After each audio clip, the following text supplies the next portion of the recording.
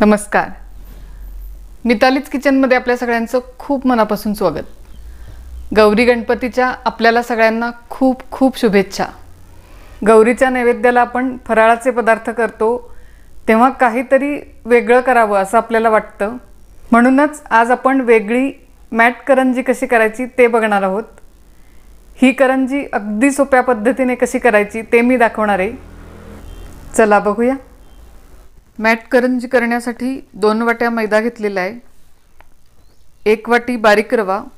बाजारात 0 नंबरचा बारीक रवा मिळतो तो घ्यायचा.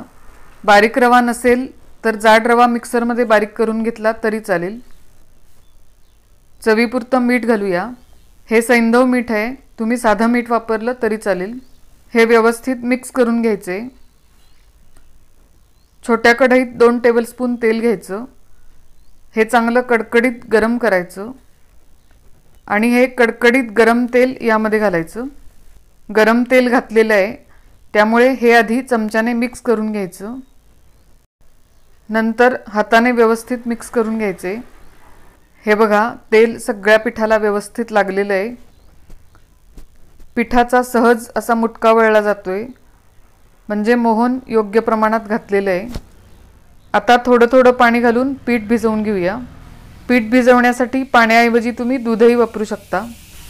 रवा पाणी शोषून घेतो, त्यामुळे आधी चपातीसाठी म्हणजेच पोळीसाठी पीठ भिजवतो त्याप्रमाणेच पीठ भिजवायचे. हे बघा, असं सॉफ्ट पीठ भिजवायचं. पीठ भिजवून झालेलं आहे. थोडंसं तेल लावून मळून घेऊया. हे 1 तास झाकून ठेवायचे.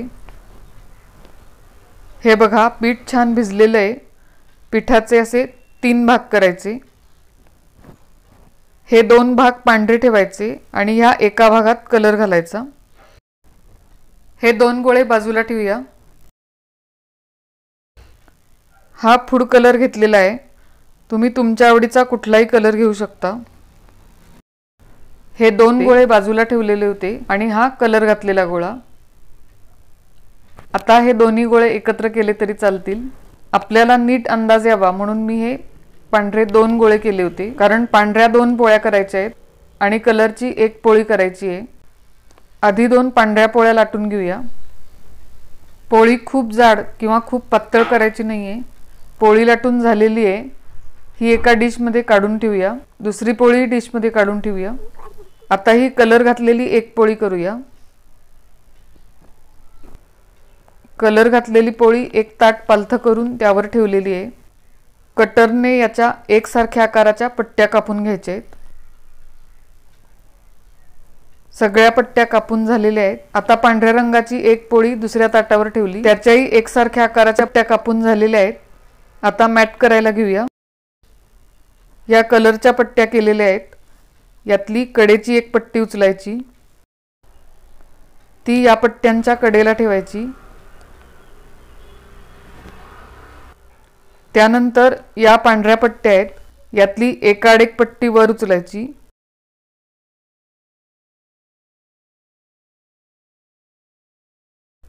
ही पट्टी छोटी आहे, त्यामुळे सुरुवातीला कडेच्या या पट्ट्या मॅटमध्ये येणार नाहीत. त्यानंतर ही पट्टी उचलायची आणि यावर ठेवायची. या वर घेतलेल्या पट्ट्या आहेत त्या परत जागेवर ठेवायच्या. थोडंसं प्रेस करायचं. आता इथे हे स्क्वेअर म्हणजे चौकोन तयार झालेत. आता या कलर स्क्वेअरवरच्या ज्या पट्ट्या आहेत या अशा उचलायच्या.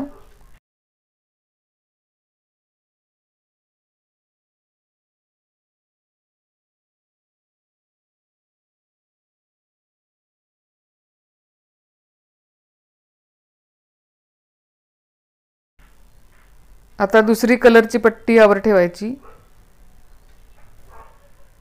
या उचललेल्या पट्ट्या परत जागेवर ठेवायच्या.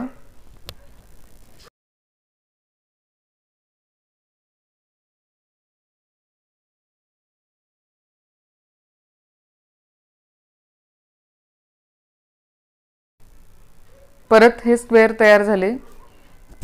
आता स्क्वेअरवरच्या पट्ट्या वर उचलायच्या.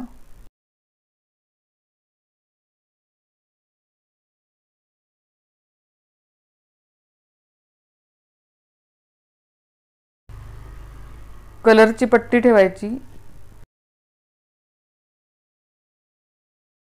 पांढऱ्या रंगाच्या पट्ट्या परत जागेवर ठेवायच्या।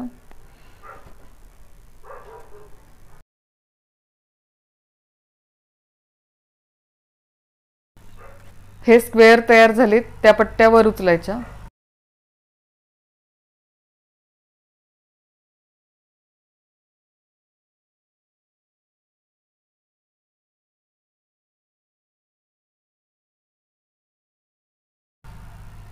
त्यानंतर पुढची पट्टी ठेवायची।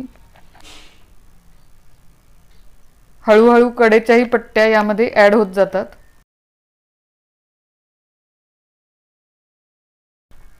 सुरुवातीपासून अशी सेम प्रोसेस रिपीट करत जायची।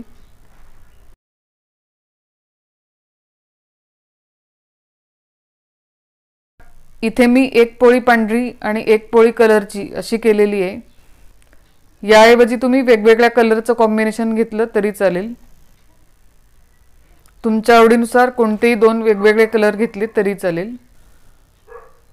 शाळेत असताना आपल्यापैकी बऱ्याच जणांनी कागदाची अशी मॅट केलेली असेल, तशीच ही मॅट करायची आहे।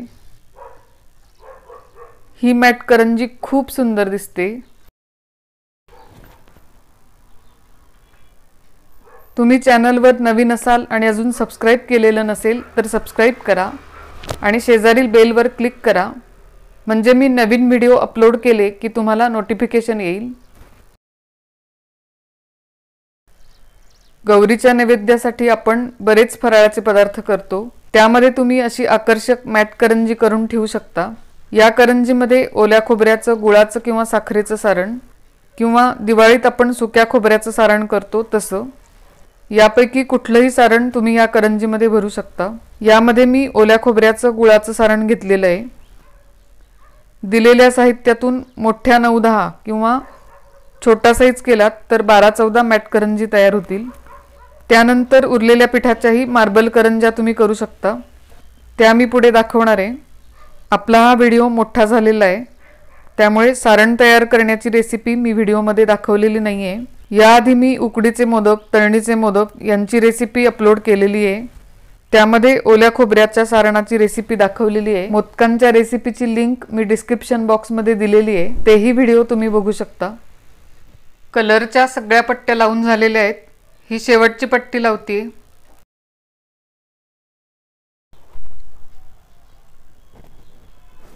आणि आपली मॅट तयार झालेली आहे।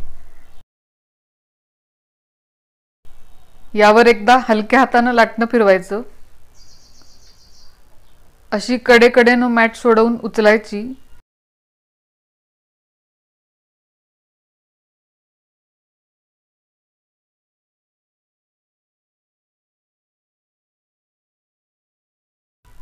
आणि अजून एक पांढऱ्या रंगाची पोळी आपण केलेली होती त्यावर ठेवायची।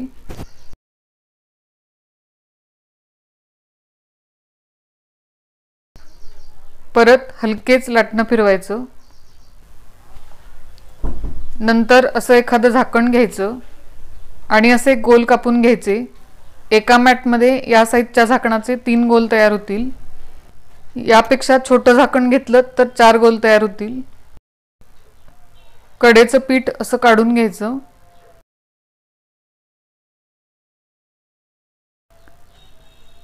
हे बघा, मॅट करंजीची पारी तयार झालेली आहे। मॅट पांढऱ्या पोळीवर ठेवल्यामुळे हा बेस तयार झाला। यावर सारण भरायचं।